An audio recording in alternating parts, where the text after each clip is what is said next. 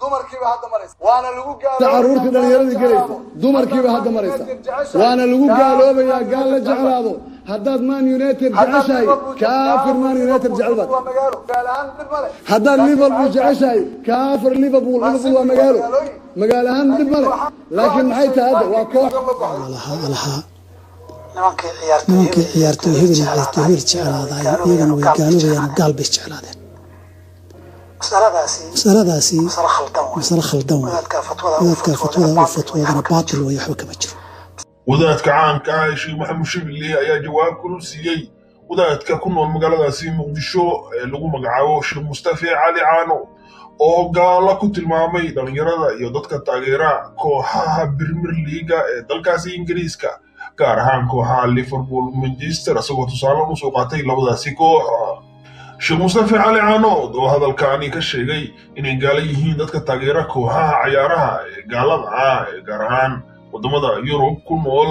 22 bishii Agoosto ee soo dhaafnay ayaa dad badan la anfariireen asagoona daliilo badan u soo qaatay in dadkaasi ay yihiin dad gaala ah qofkii gaal jeclaadana uu gaal noqonayo waxay ahayd war la yaabay dad badanna ay dhagafaar ku noqotay gaar ahaan dhalinyarada Soomaaliyeed oo aqlabkooda u badan kuwa daawada taageerana ciyaaraha adduunka ka dhaca ee kuwa Soomaaliyaba dhanka kale waxaa jira dhalinyaro aad iyo aad u fara badan oo waliba xitaa naftooda ka jecel mararka qaar ciyaaryahanadaasi dhanka kale dhalinyarada ayaa u kala baxda kooxo aad u taageera kooxaha ciyaaraha iyo kooxo kale si aad u taageera dhanka aflaanta Hindiga ama ajantiga Mareykanka iyo wixii la mid ah ama musalsalada taasi oo sheekhaasi uu ku tilmaamay inay yihiin dad gaala ah Sheikh Mustafa Ali Anood wuxuu ku nool yahay magaaladaasi Muqdisho gaar ahaan deegaanka ceelasha biyaha oo duleedka magaalada Muqdisho wuxuu caan ku yahay inuu dadka ama kooxaha suufida ah ee duruqa meel fagaara kula doodo asagoo dhowr goob oo kala duwan ku gaaleysiiyay kooxahaasi sanadkii hore ayaa dowladda Soomaaliya xabsiga u taxawday iyadoo su'aalo ay ka weydiisay waxay uu ka aaminsan yahay kooxaha argagixisada oo loo maleynayo inuu fikirkooda iyo fikirkiisa ay aad iskugu dhow yihiin maadaama uu dad badan gaaleysiiyay dadka uu gaaleysiiyay u dambeeyay waxaa ka mid ahaa islaanta caanka ah Ibrahim bulshada caanka ka ah ee lagu magacaabo Mama Malyun Suban ama MMS qof walba sida uu yaqaano oo Nabiyullaahi Maxamed aflagaadeysay asagana uu ku tilmaamay in la dili karo xitaa meeshii lagu arko Mama Malyun Suban Sheikh Shibli ayaa tusaalooyin badan u soo qaatay in qofkaas hadduu ku jeclaado qof gaal ah xirfadiisa inuu uusan noqonaynin gaal kale Sheikh Shibli ayaa laba tusaale oo cajiib ah u soo qaatay kuwaasi oo kala ah in qofka jeclaado hooyadiis oo gaal ah inuusan gaaloobin xaaskiisu gaal ahna uusan gaaloobinin oo ula jeedo dadka ahlu kitaabka ah in dadka iraada muslimiinta ay guursan karaan maadaama ay xaas ku noqotayna aysan ku gaaloobin jeclaatid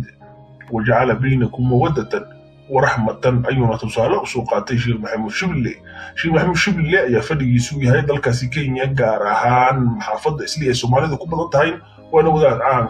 الصومالية ده حديدا علمي أنا الدين تكبر تيجودا الصومالية ولو مركز السنة ودم بيه صدق السنة ودم بيه وكله لا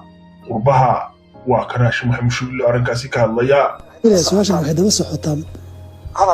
هذا المعلومات دويتو هذا وريقة يلا لها nimankii ciyaartooy hebel jeclaaday iyagana way gaaloobayaan gaal bay jeclaadeen مسألة مسألة خلدان وذاتك فتوى وفتوى باطل ويحوى كما جرو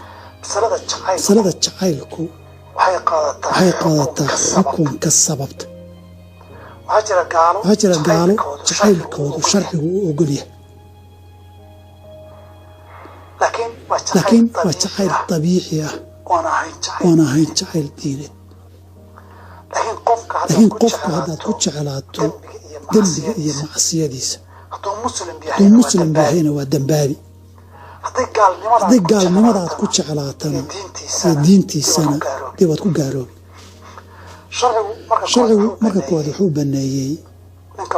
ninka muslimkii inuu guursada naag ahlul kitaab oo yuhuud ama kiristana إلهنا wuxuu ku tilmaamay labada isguursanaysa wajacala baynakum mawaddatan wa raxma naxariis iyo kalgacayl buu ilaahay dhexdiina dhigay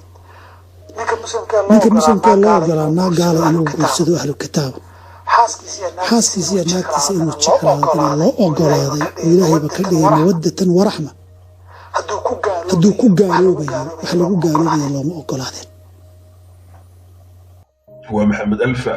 رأيك هوس الغرب سلام الله عليكم